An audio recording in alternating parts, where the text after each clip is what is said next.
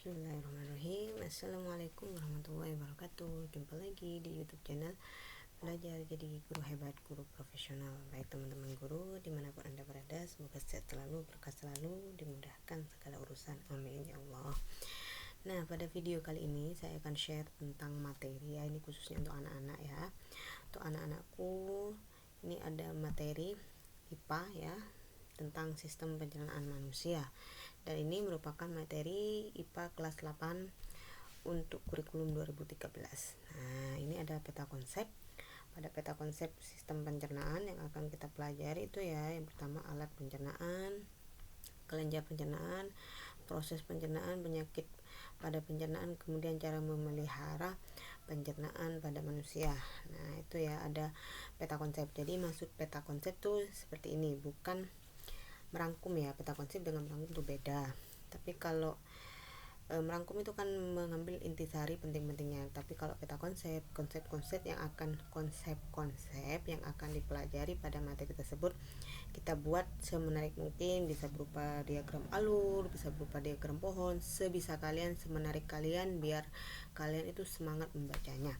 Dan kalau ingin lebih detail lagi, ini bisa digeser ya, misalnya rongga mulut tuh dijelaskan apa aja, yang penting yang ada di rongga mulut itu dijelaskan, seperti itu anak-anak. Baik, kita ke selanjutnya ya. Yang pertama, sistem pencernaan pada manusia. Zat makanan disebut juga biomolekul karena merupakan senyawa atau molekul kimia yang dibutuhkan untuk dapat hidup dengan baik. Nah, biomolekul itu terdiri dari dua kata, bio artinya hidup, molekul ya senyawa. Zat makanan tersebut dapat dikelompokkan menurut jumlah yang dibutuhkan oleh makhluk hidup, yaitu zat makanan makro dan zat makanan mikro. Nah, ini ada zat makanan ya, sebelum ke pencernaannya.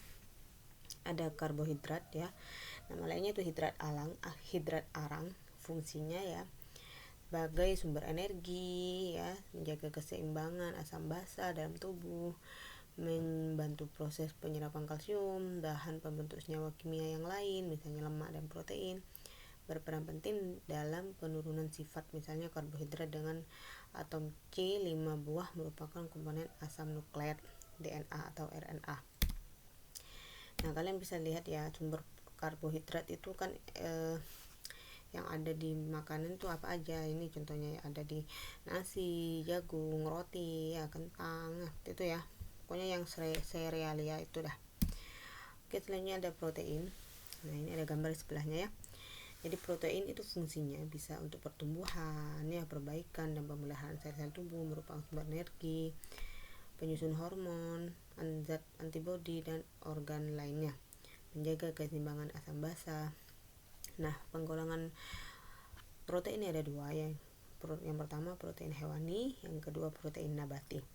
Namanya hewani ya, berasal dari hewan ya, contohnya ikan, daging, susu, telur ya, lebah, laron, kepompong, itu adalah sumber protein dari hewan. Kalau yang protein nabati berarti dia dari tumbuh-tumbuhan, misalnya kacang-kacangan, sayur, biji-bijian, seperti itu ya anak-anak ya.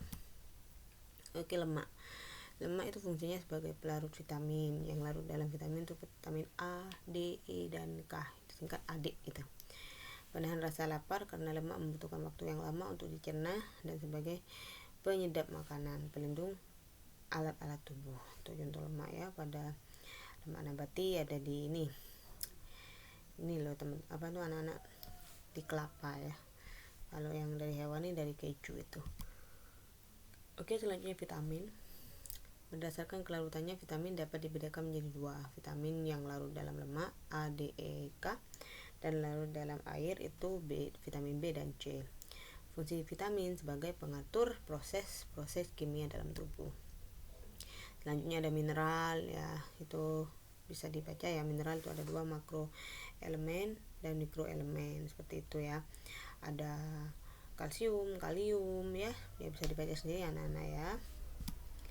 Oke, syarat-syarat makanan yang baik tentunya bergizi, cukup mengandung kalori, mudah dicerna, dan higienis. Nah, kita masuk ke pencernaannya. Saluran pencernaan itu ada mulut, kerongkongan, lambung, usus halus, usus besar, dan anus. Kelenjarnya ini ada organ tubuh yang menghasilkan getah tertentu. Kelenjar ludah, kelenjar getah lambung, hati, pankreas, dan kelenjar usus halus. Nah, ini ada gambarnya anak-anak ya. Ini harus urut gambarnya kalian ya. ini nomor 1 itu ya, yang ke atas itu ya, itu kelenjar ludah, 2 paratoid.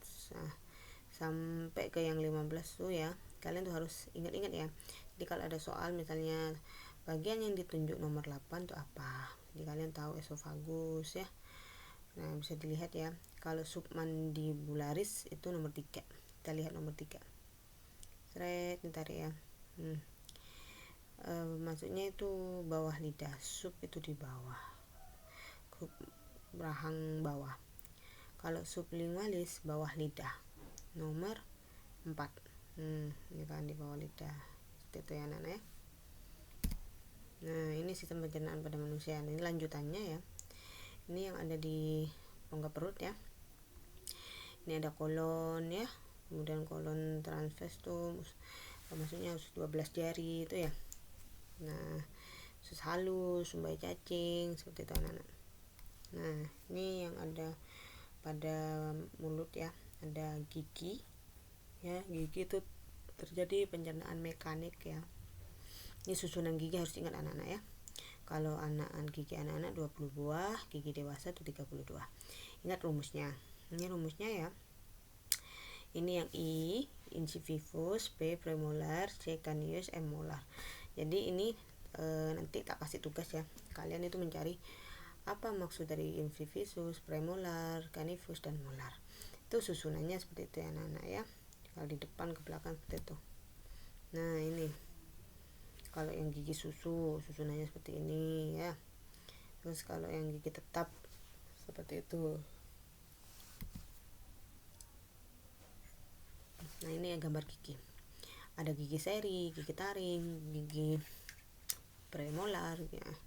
Gigi Graham maksudnya ya. Premolar tuh ternyata gigi Graham. Seperti itu. Ini jenis gigi. Nah, struktur fungsi gigi seperti ini ya. Ini secara detailnya ya. Ada akar ya, akar gigi apa fungsinya ya. Ada enamel, ada dentin ya, ada probe ya, seperti itu anak-anak. Probe, jaringan lunak yang berisi darah dan syaraf pasokan untuk gigi. Nah, kemudian kita ke lidah. Fungsinya membantu mengecap, merasakan makanan ya, membantu menempatkan makanan sehingga mudah dikunyah dan membantu mendorong makanan masuk ke dalam kerongkongan. Ada kelenjar ludah menghasilkan air liur. Kelenjar air liur itu kelenjar parotis dekat telinga ya. Kelenjar submaxillaris dan kelenjar sublingualis. KL itu kelenjar ludah ya anak-anak. Nah, ini fungsinya kelenjar ludah itu untuk menghasilkan saliva atau ludah. Oke, ini gambarnya. Nah, ini harus ingat ya, bagian lidah. Bagian lidah itu ada ini. Kalau yang depan itu manis ujung ya, belakang paling pangkal itu pahit, yang samping itu samping depan itu ya asam, samping mau ke belakang itu asin. Ini faring ya, saluran faring ya. Kemudian ini esofagus, lalu itu masuk ke lambung, itu ada keterangannya. Nah, di dalam lambung ini ada ini ya, ada hormon ya, terdapat yang maksudnya hormon gastrin, terbawa aliran darah dan merangsang dinding lambung untuk menghasilkan asam lambung. Jadi fungsinya asam lambung itu mengaktifkan pepsinogen menjadi pepsin dan mengaktifkan prorenin menjadi renin. Nah, ini ya contoh enzim-enzim. Nah, dan ada usus halus ya. Usus halus itu ya dibagi lagi menjadi 3, duodenum, jejium, ileum, seperti itu. Nah, ini gambar ususnya. Duodenum itu apa ya, itu gambarnya ya, duodenum. Nah, kemudian ada ileum, ada jejium ya, dan di situ juga ada fungsinya ya. Nah, maksudnya tuh keterangannya ya. Jadi misalnya nih, ini usus jejunum adalah jejunum adalah bagian kedua dari usus halus ya. Yang pertama kan duodenum. Nah, duodenum yang besar, kemudian ini jejium, ileum, ini penyerapannya. Nah, ini yang berlipat-lipat nih ya. Terletak antara duodenum dan ileum, rata-rata panjang dalam manusia dewasa sekitar 8,4 kaki atau 2,5 meter. Wow, 2,5 meter ya anak-anak, karena berlipat-lipat. Kalau ilium bagian akhir dari usus halus, nah ini pada manusia dewasa panjangnya 7-14 meter. Wah, panjang ya. Ini usus besar lanjutnya ya, itu atau disebut kolum dan rektum, seperti itu. Jadi sisa makanan yang telah mengalami pembusukan akan menjadi feses atau tinja. Nah, seperti itu anak-anak ya. Nah, ini gambarnya, ini rektum, anus ya, saluran pengeluaran terakhir pada pencernaan.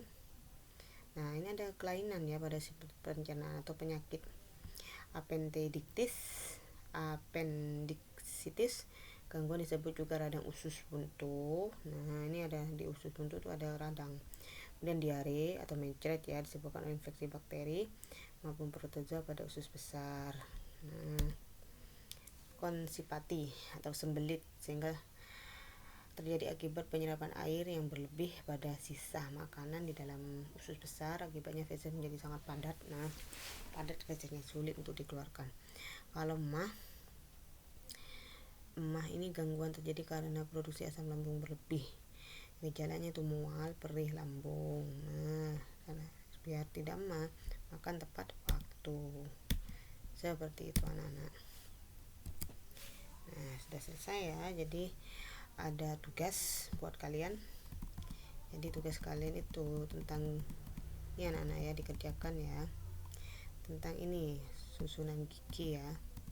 Oke, jadi kalian itu mencari ini kepanjangan kan M itu apa, P itu apa, C itu apa, I itu apa, kepanjangan apa, kemudian maknanya apa. Cari di searching ya, kan kepanjangannya udah di sini. Nah, I incivivus, premolar itu apa gitu ya, gigi apa maksudnya, molar itu gigi apa, itu ya anak-anak ya. Terima kasih telah menonton, semoga bermanfaat. Jangan lupa di subscribe YouTube channel saya, semoga YouTube channel ini semakin berkembang, seperti itu. Terima kasih. Wassalamualaikum warahmatullahi wabarakatuh. See you next video. Bye.